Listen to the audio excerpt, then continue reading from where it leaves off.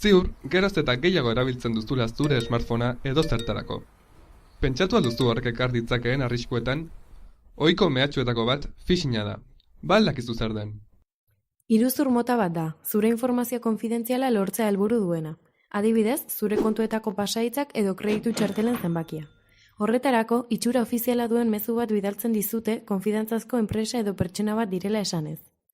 Mezu hori posta elektroniko bidez bidaltzen dute normalean, baina SMS, telefono deiak edo sare sozialak ere erabil ditzakete. Phishing izena ingelesezko phishing hitzetik dator, hau da, arrantza. Izan ere, erabiltzaileek amua irentsi dezaten saiatzen dira. Arriskutsua dirudi, ezta? Hona hemen mehatxua saiesteko hainbat aholku. Ez eman zure datuak posta elektroniko bidez. Enpresek ez dizute inoiz finantza daturik ez pasaitzik eskatuko bide honetatik. Mezua susmagarria iruditzen bazaizu, ez egin klik bertako esteketan. Ziur egon nahi baduzu, deitu mezuaren ustezko bidaltzaileari.